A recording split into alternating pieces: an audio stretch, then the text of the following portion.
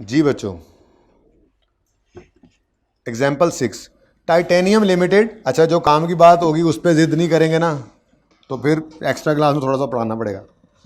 Titanium Limited enters into a contract with Delta Limited to supply laptops at a total contract price of 5 million by 30 June. Seller कौन है? Delta. इसने supply करना है ना, contract with delta किया है to supply laptops, ठीक है ना। पढ़ लो, ध्यान से पढ़ लो, अगर ये समझ नहीं आ रही तो फिर आगे क्या जाना। Titanium enters into a contract with Delta to supply laptops, ठीक है जी। The contract stipulates a penalty if laptops are not delivered by specified dates based on टाइटेनियम्स।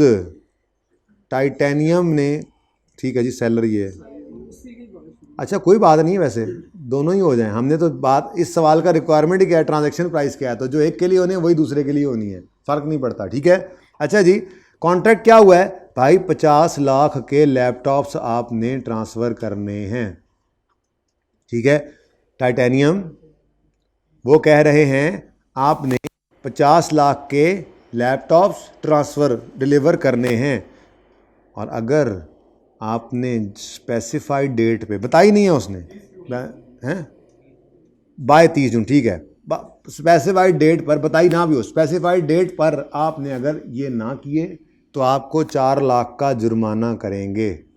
ये क्या कि कस्टमर चला गया, कॉन्ट्रैक्ट हो गया, राइट कर दिया, क्या मतलब? 50 लाख के लैपटॉप चाहिए, 30 जून X3 तक चाहिए, फलां डेट तक चाहिए, और अगर लेट डिलीवरी की ना तो 4 लाख की पेनल्टी डालेंगे। आगे हमारे भी ऑर्डर्स हुए हैं, बड़ा मसला होता है, तो ख़राब होती है। कॉन्ट्रैक्ट हो गया, कहानी ख़त्म। अब टाइटेनियम बैठा सोच रहा है, हाँ वहाँ से इतने ये आएगा, माल यहाँ से आ जाएगा, हाँ इंशाल्लाह 30 जून से तो पहले पहले मैं डिलीवर कर जाऊँगा ऑर्डर। 30 जून से पहले पहले मैं ऑर्डर डिलीवर कर जाऊँगा। Based on Titanium's extensive experience with similar arrangements, it estimates a 70% probability of timely delivery of products. तो क्वेश्चन इज, ट्रांजैक्शन प्राइस के अंदर क्या करूं? ट्रांजैक्शन प्राइस के अंदर क्या करूं, बोलो। 5 मिलियन के अंदर इंसेंटिव ऐड करूं? इंसेंटिव तो है नहीं। अच्छा चलो, पेनल्टी होगी तो वो लेस हुआ करेगी, तो पेनल्टी लेस कर दूं? वो कह रहा है भाईजान मैं इंशाल्लाह टाइम पे डिलीवर कर लूँगा, ऐसी कोई बात नहीं है कि मुझे ये पेनल्टी पड़ेगी। तो ट्रांजैक्शन प्राइस कितनी है? 5 मिलियन, 50 लाख। हाँ वो अलग बात है कि आज इसको लायबिलिटी के तौर पे बुक करेगा, जैसे जैसे लैपटॉप्स डिलीवर करता जाएगा वैसे वैसे इसको इनकम बनाता जाएगा, वो तो अलग बात है, वो बात ही बात की है। ये बात आपने अब इसके बाद दोबारा सोचनी नहीं है कि रेवेन्यू कैसे बुक करना है। अभी तो हम बता रहे हैं अमाउंट क्या होगी, डिटरमिन कर रहे हैं ट्रांजैक्शन प्राइस की, उसके बाद अगली कहानी तो बाद में है, उस अमाउंट को एलोकेट करना अलग कहानी, वो कर लिया हुआ है वैसे, basis on the basis of stand alone price. और अगर स्टैंड अलोन प्राइस मिसिंग हो तो हमने पढ़ा था कौन कौन से तरीके से कैलकुलेट करते हैं। बहरहाल ट्रांजैक्शन प्राइस डिटरमिन होती है तो उसको एलोकेट करते हैं हर परफॉर्मेंस ऑब्लिगेशन पे, और फिर हर परफॉर्मेंस ऑब्लिगेशन का रेवेन्यू तब रिकॉर्ड होता है जब वो सेटिस्फाई होती है। तो रेवेन्यू रिकॉर्ड करने की बात दोबारा आपने सोचनी। फिलहाल हम स्टेप 3 पे खड़े हैं, जो सवाल में आज तक गिवन होती थी फिगर, ट्रांजैक्शन प्राइस कितनी है, तो ठीक है। अच्छा, तो पहला केस क्या था? ट्रांजैक्शन प्राइस में इंसेंटिव ऐड कर दें? इसका जवाब हो सकता है हाँ या ना। हमने कहा जी बिल्कुल, ट्रांजैक्शन प्राइस में बस आप इसको कॉन्ट्रैक्ट प्राइस बोल दें, यूँ कर दें, ठीक है ना, यूँ कर लेते हैं कि कॉन्ट्रैक्ट प्राइस क्या हो, ठीक है, यानी ट्रांजैक्शन प्राइस डिटरमिन कर रहा हूँ, चलो ट्रांजैक्शन प्राइस ही, तो क्या करूँ जी, ओरिजिनल प्राइस में या तो इंसेंटिव ऐड कर लो या ना करो। अब ओरिजिनल प्राइस थी 1000, अगर आपको चांस है कि जल्दी कर लोगे जमा 200 और ट्रांजैक्शन प्राइस 1200, और अगर चांस है कि नहीं टाइमली करोगे तो जमा 1000 ले लेंगे, आपसे पूछा जाएगा ऐसे ही। यानी कि इंसेंटिव क्या होता है? प्लस। इंसेंटिव को क्या करते हैं? प्लस। वेरिएबल कंसिडरेशन में इंसेंटिव को क्या करते हैं? प्लस। और डिस्काउंट पेनल्टी को क्या करना पड़ता है? माइनस, ठीक है। यहां पे हम यूं लिख लेते हैं कि जी ट्रांजैक्शन प्राइस, ताकि ऐसे आमने सामने आ जाए। इधर आओ ना भाई, इधर ज़रा आमने सामने आओ। जी ट्रांजैक्शन प्राइस है ओरिजिनल वाली, और पेनल्टी अगर सवाल में होगी तो उसको माइनस किया जाता है, ठीक है। तो ओरिजिनल प्राइस कॉन्ट्रैक्ट की क्या है 50 लाख। अच्छा जी, लेट किया ना तो 4 लाख जुर्माना डालेंगे, 4 लाख माइनस कर लें। अगर अगर आपको लगता है कि लेट हो जाओगे तो आज ही माइनस कर लो, और ट्रांजैक्शन प्राइस बनी आपकी 46 लाख, ठीक है। और अगर आपको लगता है नहीं नहीं टाइम पे दे लेंगे तो फिर माइनस कुछ ना करो, ठीक है। ओरिजिनल प्राइस में से पेनल्टी हो तो हमेशा क्या हुआ करती है माइनस, ठीक है। तो ये हमें पता लगा अभी तक तो ये पता लगा इंसेंटिव ने ऐड होना है और पेनल्टी ने लेस होना है। लेकिन वो अगली बात आपको पता है, आपसे मोस्ट लाइकली वाला सीन पूछा गया इन दोनों सवालों में। आपको लगता है इंसेंटिव मिल जाएगा, ऐड इट। लगता है पेनल्टी से बच जाओगे तो कुछ ना करो, और अगर लगता है पेनल्टी पड़ जाएगी तो माइनस कर दो। लगता है इंसेंटिव नहीं मिलेगा तो ऐड मत करो। ये बात समझ आ गई। बस मकसद सिर्फ ये समझाना था कि इंसेंटिव ऐड होता है और पेनल्टी लेस। क्वेश्चन है तो पूछे ताकि मैं आगे चलूं। क्वेश्चन तो अब आया ना, अब आए आप लोग पहाड़ के नीचे। इतने हम ऊँट सर कहो आप, इतने हम ऊँट। अच्छा हो सोल्यूशन तो पढ़ा ही नहीं। Only 2 possible outcomes, no penalty will be charge और 4 million will be charge. Most likely amount method predicts the amount of consideration. Conclusion क्या है, ट्रांजैक्शन प्राइस इज 50 लाख, कोई पेनल्टी माइनस नहीं की।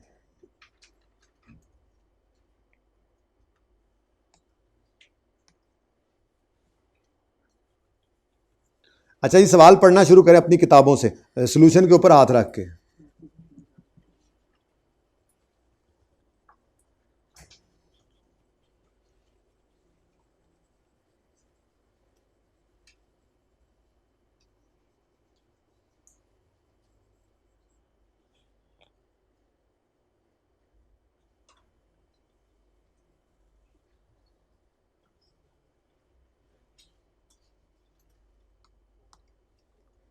जी बच्चों, a construction company enters into a contract to build an asset for 9 lakh with an expected completion date of 30 November 2010।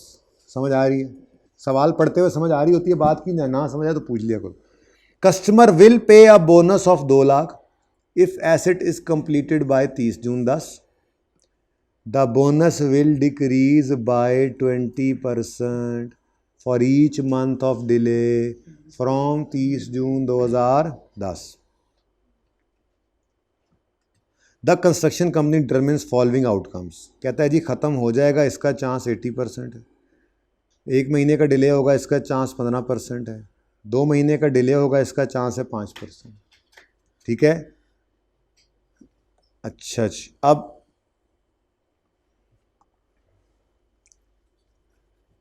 Most likely method appropriate रहेगा,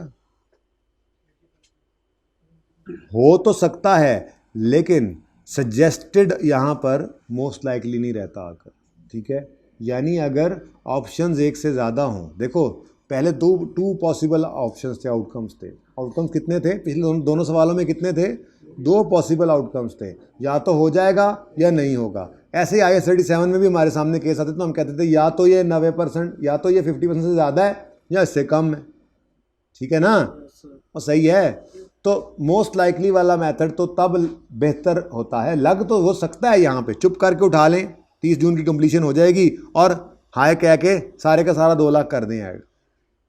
लेकिन suggested approach यहाँ पे क्या है, आप मोस्ट लाइकली की बजाय एक्सपेक्टेड वैल्यू मेथड पे जाएं। उसकी निशानी क्या है, पॉसिबल आउटकम से 2 से ज़्यादा हो गए हैं, 3 हो जाते, 4 हो जाते, 5 हो जाते, 2 से ज़्यादा हो गए हैं तो किस तरफ चले जाओ, एक्सपेक्टेड वैल्यू की तरफ। कैसे जाना है अब वो तो देख लेते हैं। पहली बात, ट्रांजैक्शन प्राइस डिटरमिन करने लगे हैं, ठीक है ना। ट्रांजैक्शन प्राइस, तो ट्रांजैक्शन प्राइस में इंसेंटिव ने क्या होना होता है, ऐड, ठीक है। अब इंसेंटिव कितना है, 2 लाख, अगर 30 जून तक पूरा हो जाए, ना पूरा हो तो बोनस कम हो जाएगा, 1 महीने लेट हो, फिर 2 महीने लेट हो तो। अब इसके लिए ये जो आपने इंसेंटिव जो ऐड करते हैं ना, इंसेंटिव बोलो, इंसेंटिव ऐड करना है। अब इसका तरीका क्या है, आप ये कहोगे ये 80%, 15%, 5%, ये किस पे लगाना है? ये किस पे लगाना है? 2 लाख कितना आता है? 160,000। अजीब सी वैल्यू निकलती थी, 2 लाख।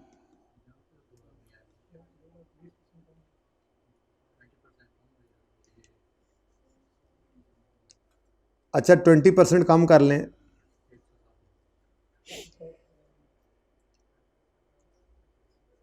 करता हूँ मैं कहीं पे करना चाह रहा था कम। ये जो लिखा हुआ है the bonus will decrease by 20%, ये उसका मतलब उसका डिक्रीज भी है ना, बाकी वो तो डिले की परसेंटेज है ना। यहाँ पे कर दूँ 2 लाख माइनस 20% ऑफ 2 लाख, ठीक है, कितना बन गया? 160,000। उसके बाद अच्छा वो बाद में करते हैं ना, वो तो ये कहानी है भाई। मैं ये कह रहा हूँ कि अगर 1 महीना डिले हो गया तो 2 लाख में से 20% ऑफ 2 लाख माइनस कर देना, ठीक है, ओके। अब जो भी आंसर आना है वो 1,60,000 है ना, उसको क्या करना है आपने? उसको फिर 15% लगाना है, ये बात की बात है, ठीक है। अच्छा मैं ये कहना चाह रहा था आपको, जो बात समझाने लगा था, यहाँ पे बेटो 2 ऑप्शन है, आपकी मर्ज़ी है, आप जिस तरफ मर्ज़ी जो सोच को ले जाओ, ठीक है। क्या मतलब? उसने कहा है कि customer will pay a bonus of 20 lakh if 2 lakh if asset is complete on 30 June, the bonus will decrease by 20% for each month of delay from 30th जून। तो उसने ये नहीं बताया कि ये 20% डिक्रीज़ जो है ये किसका होगा। यानी कि आपके पास अब ऑप्शन है, आप 2 लाख माइनस 20% ऑफ 2 लाख जैसे किया था, वैसे ही 2 लाख माइनस 40% ऑफ 2 लाख कर दें, ये आपकी मर्ज़ी है। यानी 20% हो गया, चाहें तो 160 के ऊपर 20% माइनस कर सकते हैं। तो हम ये कर लेते हैं जी, 2 लाख में से माइनस करते हैं 20%, माइनस करते हैं 20%, ठीक है। यानी 2 लाख का ही 20%। और यार यहाँ ना बहुत ही गंद पड़ गया, ये इसको नीचे ही लिखते हैं, यहाँ पे कर लेते हैं जी। 2 लाख माइनस 20% ऑफ 2 लाख कितना बना?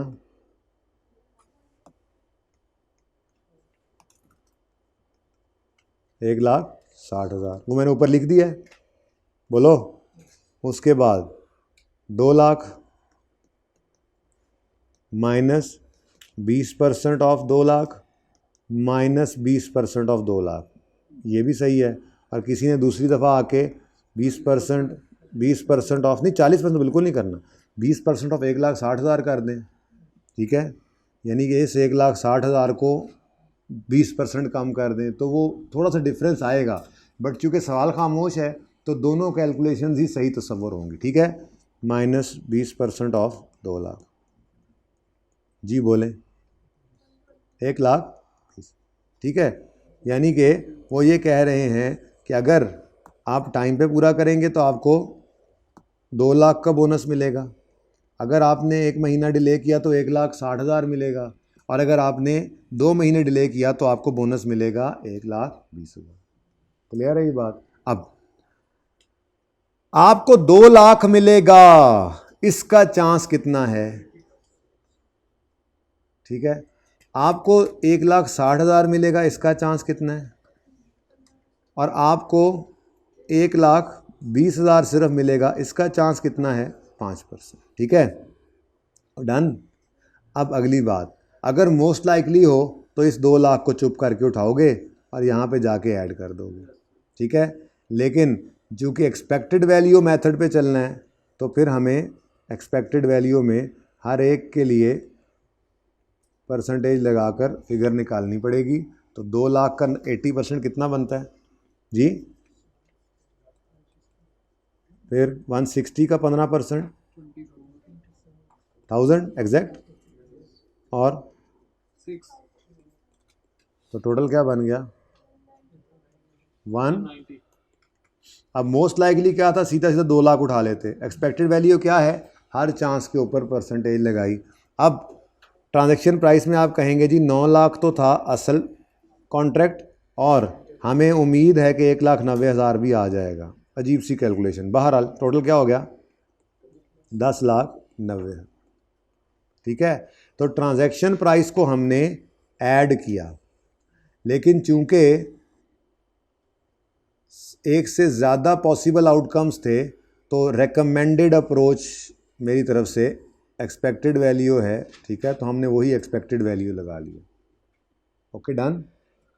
अच्छा, अब वो रिक्वायरमेंट में कहता है अगर आप एक्सपेक्टेड वैल्यू की बजाय मोस्ट लाइकली, जो कि not preferable in this situation है, अगर वो लगाएं तो क्या होगा? भाई जवाब तो है, वो क्या है? सिंपल, आपने पूरा 2 लाख ले लेना है और आपकी 11 लाख ट्रांजैक्शन प्राइस बन जाएगी। ठीक है, तो टेक्निकल थिंग वाज दिस कि 20% से आपकी इंसेंटिव की अमाउंट कम होती जाएगी। तो ये फिगर पहले निकालनी थी, ये फिगर पहले निकालनी थी, उसके बाद फिर आपने आगे परसेंटेज लगानी थी इन फिगर्स के आने के चांसेस पर और एक्सपेक्टेड वैल्यू निकालनी थी इंसेंटिव। ठीक है, क्लियर है?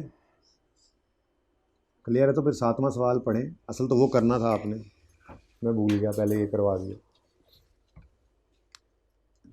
नहीं समझ आई अभी तुम्हें जो पीछे मुड़ के देख रहे हो? हाँ,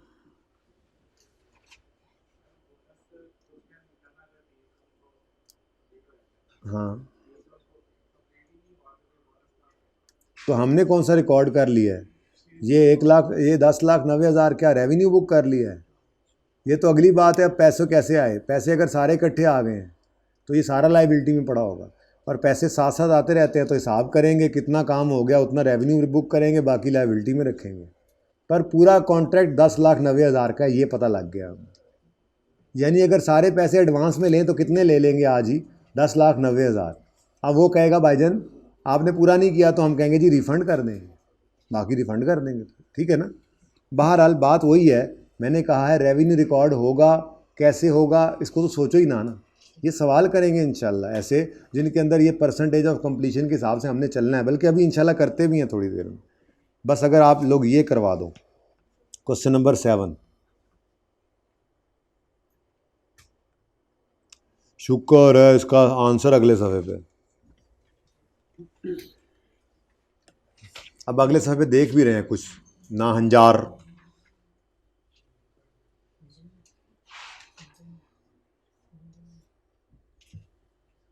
वैसे यार ये सीट पक्की है जो 2-4 दिन रह गए हैं, ऐसे ही ठीक है। क्या हो रहा है? मसला हो रहा है? हाँ तो एसी, आप एक सीट पीछे चले जाएं, वैसे उसके करीब हो जाना। आप एक सीट आगे भी आ सकते हैं। आप सीट अपनी मर्ज़ी से चेंज कर लें इन 2 के अंदर। ठीक है, एसी तो वो भी इसी के ऊपर ही है। अच्छा जी सुने, भी चेंज कर लें, बीमार ना हो जाएगा यार। ये टाइम नहीं बीमार होने का। पिछली रो में आ गई, इससे पिछली में नहीं आएगी वहाँ पे, जल्दी करो। और अगर तुम बोले तो मुझसे भी पीछे जाओगे फिर। अच्छा जी, एन एंटिटी रिक्वायरमेंट मैं बता देता हूँ, अगले समय पे जाके ना पढ़ना। Calculate transaction price. ओके, सही है, ट्रांजैक्शन प्राइस निकालनी अगले समय जाके। मैं रिक्वायरमेंट तो ज़रा पढ़ रहा हूँ, ऐसे नहीं करना, ठीक है ना? अच्छा, an entity enters into a contract with a customer to build a customised asset. Customised asset, जैसे घर भी कस्टमाइज एसेट ही होता है ना, नक्शा देते हैं उसको, कहते हैं इस तरह का हमारी मर्ज़ी का घर बना दो। फर्नीचर अपनी डिज़ाइन का ये ऑर्डर कर दिया, ये सारी चीज़ें कस्टमाइज। ठीक है, तो एक एंटिटी ने एक कॉन्ट्रैक्ट किया है कस्टमर से to build a customised asset. मिसाल के तौर पे फर्नीचर है, मैंने कहा घर की जान छोड़े ना, फर्नीचर पे आ जाते हैं, चलो ठीक है। मतलब आप में से कोई चला गया, उसने कहा जी बस अब मेरी शादी के दिन करीब हैं तो आप मुझे फर्नीचर बना दें। ठीक है, कुछ एडवांस वगैरह भी दिए होंगे सेलर को। ठीक है, आपकी किताबों की बात नहीं हो रही है, एडवांस सेलर ने लेना है, फर्नीचर उसने बनाना है, अकाउंटिंग उसकी होनी है। ठीक है, ऐसे ही the promise to transfer the asset is a performance obligation that is satisfied over time. का मतलब ये है कि शायद आपने उसको कहा है कि अब बाबा कह रहे हैं और अम्मा कह रही हैं कि होता है ना गांव में ऐसे ही कि काम वहीं आके करो, बैठक पे बैठ के लकड़ी शकड़ी मंगवा लिया वहीं पे, रोटी पानी मिलता रहेगा, हाँ हमारी चीज़ बनती जाए, कमरे में रखते जाएं। ये रफ़ी के घर वालों ने कहा, ठीक है, वो जो कारपेंटर होता है उसको, ठीक है ना। अब वो सोफ़े कुर्सियाँ मंजियाँ होती हैं, चारपाइयाँ बड़ी बड़ी, ठीक है, वो सारा कुछ ना वो वहीं पे बना रहा है। तो इसलिए वो कह रहे हैं कि जैसे जैसे बनती जा रही है चीज़ वैसे वैसे वो रफ़ी लोग अंदर रखते जा रहे हैं। ये नहीं है कि वो दुकान पे बना रहा है और एक ही बार, ये दोनों में फ़र्क है, ये बात समझिएगा ज़रा। एक क्या है, मैंने आपको कहा था, एक ये है कि मैंने फ़ोन किया, भाईजान मेहरबान कदरदान आप सुना है ठेकेदार हैं, आप ज़रा DHA के अंदर एक घर मुझे बना दें प्लॉट वगैरह लेके। अब वो प्लॉट लेगा, घर बनाएगा और फिर फ़ोन करेगा घर तैयार है, चाबी लें, पैसे दें और अल्लाह अल्लाह खैर सल्ला। मिसाल दे रहा हूँ, वैसे तो एडवांस वगैरह भी होता है, बहुत कुछ होता है, लेकिन चलें बहरहाल उसमें क्या है, ये परफॉर्मेंस इन टाइम, ये परफॉर्मेंस इन टाइम सेटिस्फाई कर रहा है कॉन्ट्रैक्टर। और अगर प्लॉट हो मेरा और मैं कॉन्ट्रैक्टर को कहूँ कि इस पर घर बनाना है और वो बुनियादों तक पहुँचे तो मैं कहूँ यार तेरे साथ काम करके मज़ा नहीं आया, कल से ना आई भाई, अपना हिसाब क्लियर कर ले और आगे मैं किसी और से बनवा लूँ, तो क्या ये परफॉर्मेंस इन टाइम वाला सिनेरियो बन रहा है? असल में मेरे ही एसेट के ऊपर वो कंस्ट्रक्शन कर रहा है, तो जैसे जितना बन एक ईंट भी रखता है तो वो मेरी परफॉर्मेंस ऑब्लिगेशन उसकी उतनी कंप्लीट होगी और मेरा उतना, मुझे इतना डिलीवर हो गया बीइंग अ कस्टमर। तो ऐसी सूरत में अगर ठेकेदार मेरे प्लॉट पे मेरा घर बना रहा है तो वो ठेकेदार बीइंग सेलर साथ साथ रेवेन्यू बुक करता जाएगा, और जो DHA वाला था जिसने बना बनाया घर देना था वो घर की चाबी देगा तो इकट्ठा रेवेन्यू बुक करेगा। ये दोनों में फ़र्क है। तो एक है परफॉर्मेंस ऑब्लिगेशन सेटिस्फाई होना इन टाइम जैसे गुड्स का नॉर्मली होता है, और दूसरा है ओवर टाइम जैसे सर्विसेज का नॉर्मली होता है। तो ये एक ही कॉन्ट्रैक्ट दो तरह का हो सकता है। बात समझ आई? बारीक सा फर्क है। एग्जाम्पल ये शादी वाली ले लेते हैं, ठीक है, क्या नाम है भाई येलो शर्ट भाई? हारून भाई की शादी है।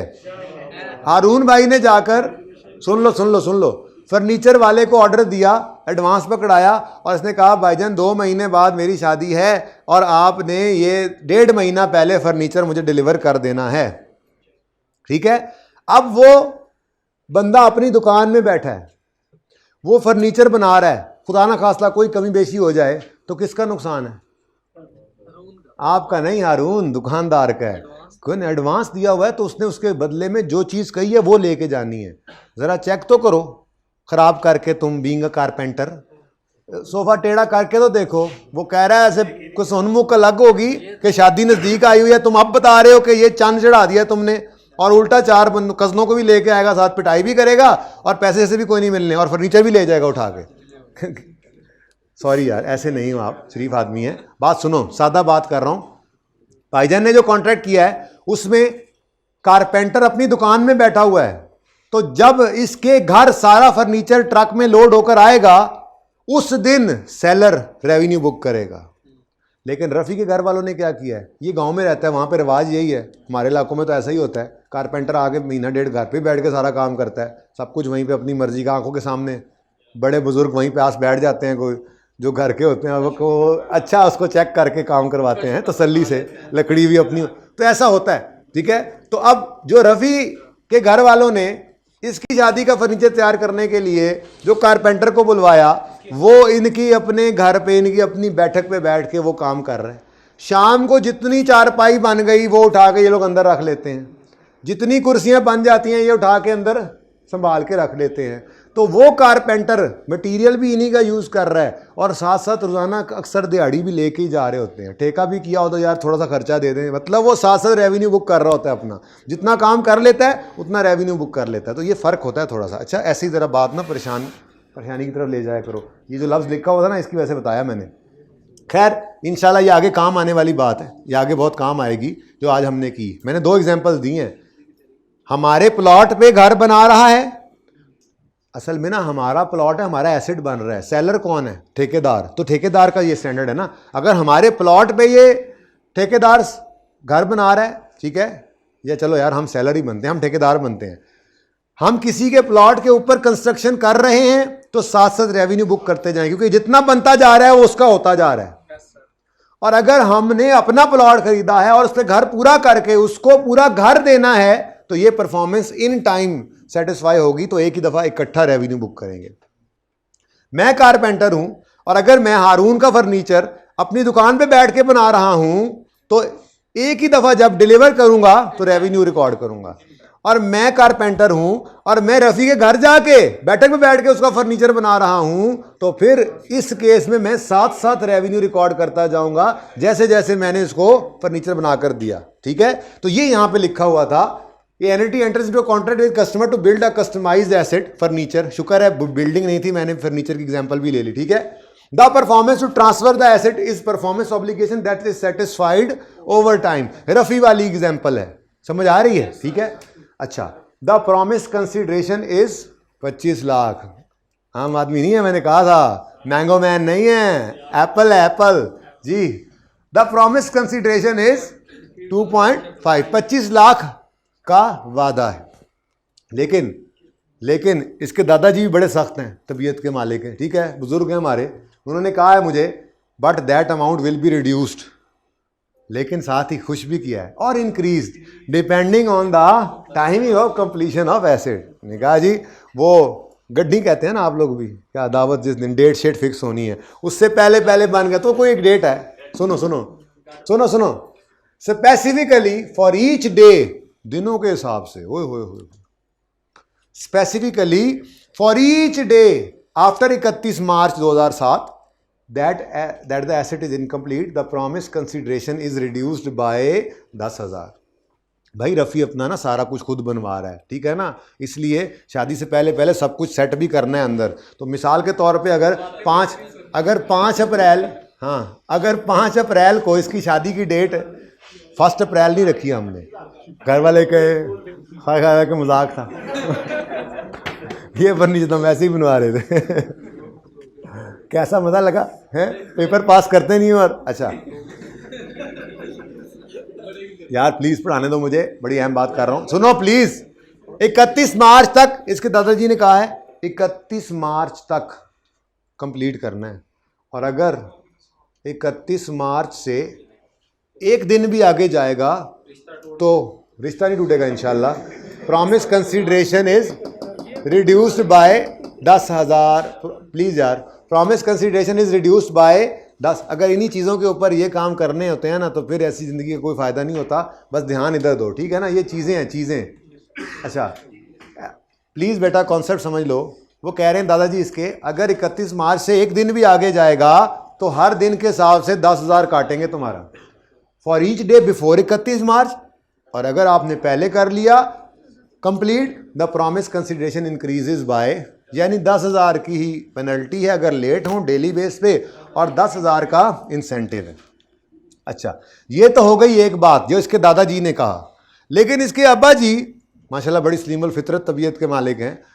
उन्होंने ये कहा कि देखें जी, मैं ये चाहता हूँ कि क्वालिटी भी अच्छी हो, ये ना हो आप वो अपने अब्बा जी के बारे में कह रहे हैं, आप वो अब्बा जी के बातों में अब तो बहुत प्रेशर ले जाएं और तेज़ी में काम करें कि हर दिन जितना दिन पहले 10,000 तो ख़राब हो जाए बच्चे का फर्नीचर, मैं नहीं चाहता है जी। तो आप काम तेज़ी से भी करें, लेकिन आप ये भी ज़हन में रखें कि वो जो हमसाए हैं ना, वो आपके दोस्त ही हैं, वो भी माशाल्लाह बड़ा फर्नीचर काम शाम जानते भी हैं, उनको मैं बुलाऊँगा और उनसे रिव्यू करवाऊँगा। अगर उन्होंने क्वालिटी को A क्लास यस किया तो मैं आपको अलग से एक, अब्बा जी की बात छोड़ें, वो उनकी बात है, वो उनके साथ आपका मामला है, मैं आपको अलग से भी 1.5 लाख रुपया दूंगा अगर क्वालिटी सही रही। In addition, upon completion of asset, a हमसाया will inspect the asset if the asset receives specified rating, जो भी उन्होंने कही है, ठीक है। The entity will be entitled to an incentive bonus. Now this is not timely completion bonus, this is incentive bonus of 1.5 lakh.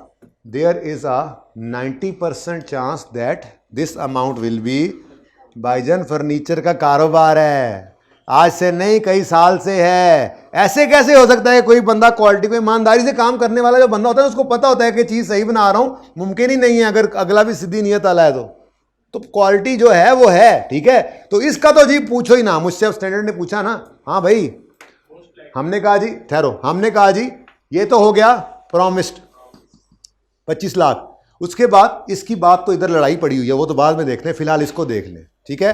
क्या लगता है भाईजान? यार क्वालिटी वाले मामले में तो यार देखो कोई सरोकार ही नहीं है, उसका टाइम से ताल्लुक नहीं है, ठीक है ना। क्वालिटी में तो आपको पता है हम कंप्रोमाइज करते ही नहीं है, मैं क्वालिटी पे कोई कंप्रोमाइज नहीं करता हूं। ये 1.5 लाख तो समझो अपना ही है, ये तो समझो अपना ही है। There is a 90% chance that this amount will be recovered. इंसान हूं ना, इंसान हूं, इसलिए कह रहा हूं यार देखो इंसान हूं, बंदा बशर हूं, कोई मसला मसाइल हो जाता है, कोई चीज़ ऐसी नहीं समझ आती, चीज़ गलत लग जाती है, ये तो नहीं ना हो सकता 100% तो परफेक्शन किसी में नहीं होती, लेकिन 90% है चांस है काफ़ी, ठीक है, इंशाल्लाह ये मिलेगा।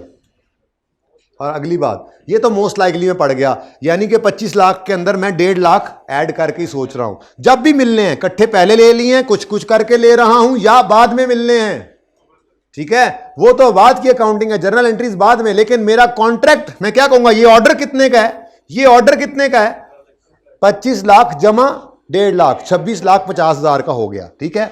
अब अगली बात पे आते हैं, अब इसके दादाजी वाला मसला। क्या नाम बताया था आपने भाई?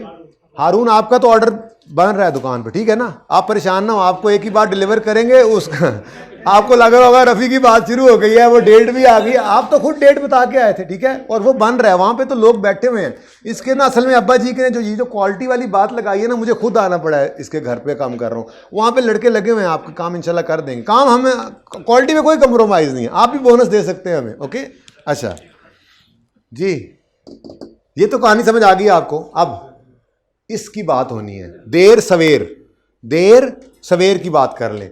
Considering various uncertainty in deciding weather construction could be completed in the given deadline, project manager has presented the following probabilities. एक दिन देर हो जाएगी, इसका चांस है 50%। अच्छा, इसका मतलब देखो, एक तो होता है फिक्स्ड अमाउंट को आप पहले लिख लिया करो। फिक्स्ड अमाउंट कितनी है जी? 25 लाख। हाँ जी, नहीं का क्या मतलब, फिक्स्ड अमाउंट तो 25 है ना। उसके बाद भाईजान चुप करके पहले इंसेंटिव ऐड कर लें, ठीक है, और वो इंसेंटिव यानी बोनस बगैर किसी हीलो हुज्जत के मैंने मोस्ट लाइकली उठाया। क्यों?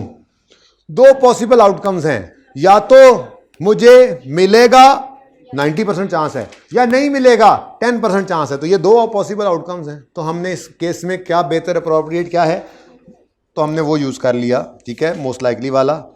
और अगला पेनल्टी, ये क्या होती है जी? माइनस होती है ना पेनल्टी। अब पेनल्टी की बड़ी गड़बड़ है, पेनल्टी 1 दिन लेट होंगे जी, बोलें 1 दिन लेट होंगे तो 10,000 पड़ गया।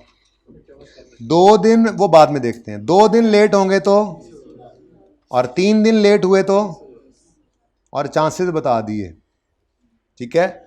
अब दादाजी है ना इसके, अब क्या करें, सख्त आदमी है, और अभी से अंदाज़ा लगाना पड़ेगा, ठीक है, अंदाज़ा लगा के आज ही अपनी ट्रांजेक्शन प्राइस को एडजस्ट करके रखते हैं, बाद में ऐसे ना फिर ज़रा खफगी होती है। बेहतर है कि आज ही सोच रहे, हाँ अगर पहले कर लिया तो अच्छी बात है, बचत हो जाएगी, उस वक्त फिर इसको एस्टीमेट चेंज के तौर पे रिकॉर्ड कर लेंगे रेवेन्यू, ठीक है, ओके।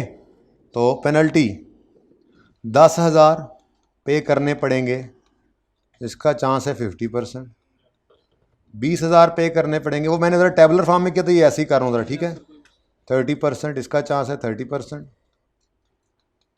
और 30,000 पे करने पड़ेंगे, इसका चांस है जी, बोलो, ये 17,000 माइनस होगा, और जी 2633, लो जी 26,33,000 का बिल ताड़े घर पहुँच जाएगा, ठीक है। हाँ ठीक है भाईजान, शादी हो रही है उसकी, सारा कुछ कहा है आपको कि इसने खुद करना है, सब ये नियत करो, ठीक है ना। तो ये 26,33,000 रुपये का बिल इसको पहुंच जाएगा, ठीक है। Transaction price has been determined, okay. वे देखते फिर, अभी तक तो ये सामने आई है सिचुएशन, ठीक है, वो सवाल में देखते फिर, फिलहाल ये समझ आई है तो फिर आगे ना वदो हुन, शुक्र करो ये भी समझ आ गई। कितनी देर मैंने, पता नहीं, मैं खुद को कारपेंटर भी बना के छोड़ दिया मुझे, हालांकि नहीं ये काम करना आता, लेकिन तुम लोग आगे बढ़ जाओ, ये समझ आ गए, शुक्र करो, आगे भी देखते हैं अब। अच्छा जी, नेक्स्ट ये जरा देखो इधर, अब इधर जरा देखो, काम हो गया। अब जो एग्जांपल्स रह गई इंशाल्लाह वो करेंगे 1 बाय 1, ऐसी बात नहीं है, लेकिन फिलहाल बात समझ आ गई। इधर देखो, वेरिएबल कंसीडरेशन कर रहे थे हम, क्या कर रहे हैं जी, वेरिएबल कंसीडरेशन, ठीक है। इसकी अंग्रेजी बाद में पढ़ूंगा। इसमें हमने एक्सपेक्टेड वैल्यू को कहा, एक्सपेक्टेड वैल्यू और most likely, expected value and best estimate, ये समझ नहीं आ रही है मुझे, जुमले में गड़बड़। There are 2 methods that are available for estimating variable consideration, expected value और most likely. Expected value when more than 2 outcomes, most likely when 2 outcomes, अगले को काट दें बस, ठीक है, इतनी सी बात। नेक्स्ट अगली चीज है जी नॉन कैश कंसीडरेशन। थोड़ा सा मुझे 1:50 पे टाइम पे आइएगा, 10-15 मिनट की बात शायद IFRS पता नहीं करनी पड़े, क्योंकि एक बात चल रही है, ठीक है ना। एक तो नॉन कैश कंसीडरेशन मैं बता के बस 5 मिनट में ख़त्म करता हूँ, और consideration payable by seller to customer, फिर उसकी शायद ना मैं एक एग्जांपल और करवानी पड़े मुझे, तो इसलिए मेहरबानी करके ज़रा टाइम से आ जाइएगा, 5 से 10 मिनट शायद मुझे ये टच करना पड़े, लेकिन ये बता फिर भी रहा हूँ। तो अभी तक हमने क्या पढ़ लिया, हमने कहा जी ट्रांजैक्शन प्राइस डिटरमिन करना है स्टेप 3, वो बात की है, रेवेन्यू कैसे रिकॉर्ड होना है, ओवर टाइम, इन टाइम, हाँ थोड़ी सी बात मैंने छेड़ जरूर दी, एक लफ्ज लिखा हुआ था, लेकिन वैसे बात कर रहा हूँ। ट्रांजैक्शन प्राइस अभी क्या हो रही है, डिटरमिन। ये ऑर्डर की अभी 26,33,000 बने हैं कि इसके ऑर्डर के कितने मैंने कमाना यहाँ से कितना है। अब वो कमाया जैसे जैसे वैसे वैसे रिकॉर्ड करते जाएंगे। अगर पैसे एक नहीं मिल रहा यहाँ से तो परफॉर्मेंस ऑब्लिगेशन तो ओवर टाइम है ना, तो receivable debit, income credit, receivable debit, revenue, receivable debit करता जाऊंगा। और अगर पहले पैसे आ गए हैं तो पहले लायबिलिटी बनाया होगा, तो liability debit, revenue credit, liability, वो तो बात की अकाउंटिंग है। फिलहाल तो ट्रांजैक्शन प्राइस कितनी है, ठीक है। तो ट्रांजैक्शन प्राइस डिटरमिन करने के लिए जिन स्टेप्स को कंसिडर करना है, उनमें स्टेप 1 हमने देखा था, बल्कि आप देख लिया, चलो ये कह लें क्या है, वेरिएबल कंसीडरेशन। डिस्काउंट है, इंसेंटिव है, पेनल्टी है, ठीक है, इनको कंसीडर कैसे करते हैं ये हमने देख लिया। फिर सिग्निफिकेंट फाइनेंसिंग कंपोनेंट है, ये हम पहले देख चुके हैं, डेटर की डिस्काउंटिंग वगैरह वाला, ठीक है। फिर अगर कभी जो मैं सर्विसेज दूं और मुझे उनके अगेंस्ट कैश की बजाय नॉन कैश कंसीडरेशन मिल जाए, मिसाल के तौर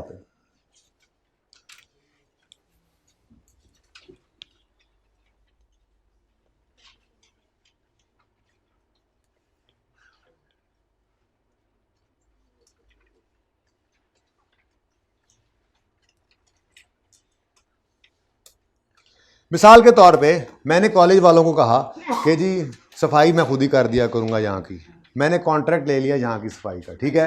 कॉलेज वाला, अच्छा जी, तो चले मैंने इस कॉलेज की सफाई का कॉन्ट्रैक्ट नहीं लिया, ठीक है, मैंने किसी और कंपनी की सफाई का कॉन्ट्रैक्ट ले लिया, काम है ना यार, क्या हो गया। अच्छा, अब जिस कंपनी के साथ मैंने ये कॉन्ट्रैक्ट किया, वहां पे कॉन्ट्रैक्ट ये हुआ, उन्होंने कहा आप उधर से सफाइयां करते जाना, यहां से हम शेयर्स देते जाएंगे, पहली सफाई जाके कैश में ना कर देना। और करते करते करते सफाइयां करते करते एक दिन हम डायरेक्टर बन जाएंगे। N entity enters into a contract to provide a weekly service for 1 year. The contract is signed on January and work begins immediately.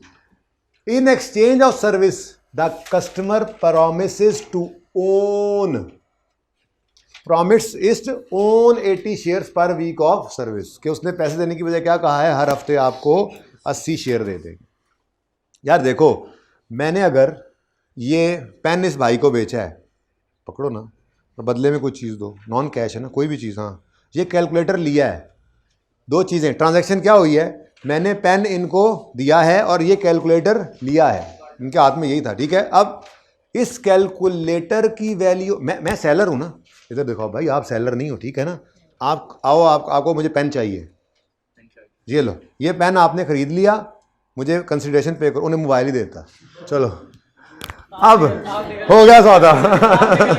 अच्छा सुनो मेरी बात सुनो। अब मैं सेलर हूं, being a seller of goods या सेलर ऑफ सर्विसेज, थोड़ी देर पहले सफाई कर रहा था मैं, ठीक है ना, ये सेलर ऑफ गुड्स था मैं, अगर मैं सेलर हूं और मैंने ये चीज सेल की है, उसके अगेंस्ट मुझे ये नॉन कैश कंसिडरेशन रिसीव हुई है, तो रेवेन्यू रिकॉर्ड करने के लिए पहली बात तो ये है नॉन कैश कंसिडरेशन की फेयर वैल्यू होनी चाहिए। अब मेरा सवाल, फेयर वैल्यू किसकी हो, पेन की या मोबाइल की?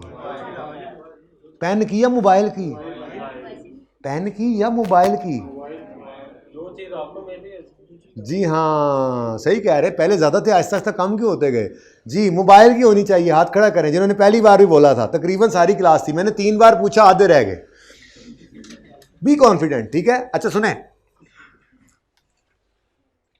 एक्सचेंज की ट्रांजैक्शन, ये सर्विसेज या गुड्स दी और बदले में नॉन कैश कंसीडरेशन रिसीव किया अगर, तो मैंने ट्रांजैक्शन प्राइस डिटरमिन करते हुए जो मुझे चीज रिसीव हुई है, मोबाइल याद रखना, अली का मोबाइल, जो चीज रिसीव हुई है इसकी फेयर वैल्यू मैंने डिटरमिन करनी है। ठीक है, पकड़ो, वापस करो पेन। जी, ये लिखता इधर नहीं है, ये इधर लिखता है। अच्छा जी, तो an entity enters into a contract with a customer to provide a weekly service. अच्छा, an entity enters into contract with the customer to provide a weekly service for 1 year. The contract is signed on यकम जुलाई X1 and work begins immediately. मैंने जाते साथ काम शुरू कर दिया। ठीक है, और बंदे जिंदे लेके गया हूँ यार, टेंशन ना लो तुम, वैसे टेंशन ले रहे थे सर आप क्यों कह रहे हैं सफाई का कॉन्ट्रैक्ट लिया, बंदे साथ लेके गया हूँ, मैं ठेकेदार हूँ। ठीक है, अच्छा, मेरी कंपनी है, cleaning company.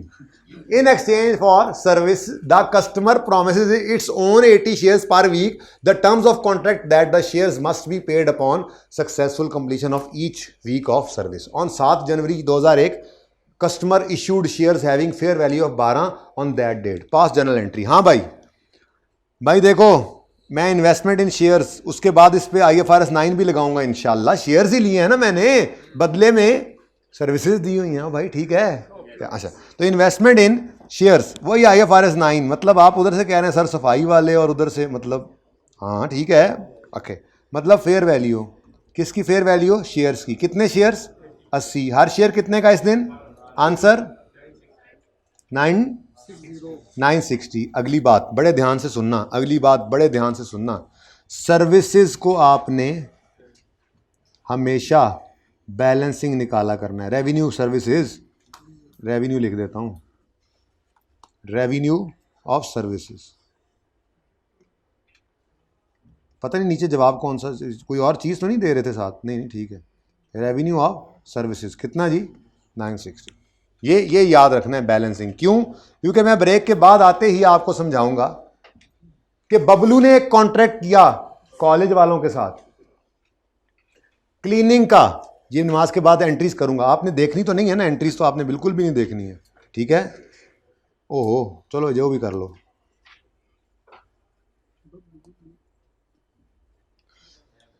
Bablu is providing cleaning services for college for 1 month. In consideration, college will give its own 5000 shares having fair value of 30। Bablu सफाई करता जाएगा, कॉलेज वाले शेयर्स इशू करते जाएंगे उसके पैसों के बदले में अपने। ठीक है, to facilitate Bablu, college will give him vacuum cleaner of 8000। उन्होंने कहा जल्दी जल्दी काम कर लो, इसलिए वैक्यूम क्लीनर भी आपको दिया। अब अगली सिचुएशन क्या है? पहली सिचुएशन में हम कहेंगे जब काम खत्म करना तो बबलू ये वैक्यूम क्लीनर तुम्हारा, तो मतलब फिर इसको आज वैक्यूम क्लीनर भी मिल गया, तो डिफरेंट होगा थोड़ा सा मामला। और अगर उनसे कहेंगे नहीं रख के जाना है, आगे शबलू ने भी आना है अगली दफ़ा, उसको भी यही देना है हमने, पहले डब्लू आया था उसी का ये रखा हुआ पड़ा हुआ है, तो जो भी सफाई के लिए आता है हम उसको ये देते ज़रूर हैं हेल्प के लिए, लेकिन ये हमारे पास ही रहेगा, तुम्हें नहीं देना। ठीक है, तो दोनों सूरतों के अंदर एंट्रीज करके देखेंगे और फिर इंशाल्लाह एक छोटी सी और एग्जांपल करके consideration payable by seller to customer करके फिर हम IAS 37 का क्वेश्चन करेंगे। 150 पे कोशिश कीजिएगा, 155 तक तो लाजमी आ जाइएगा। अल्लाह हाफिज़।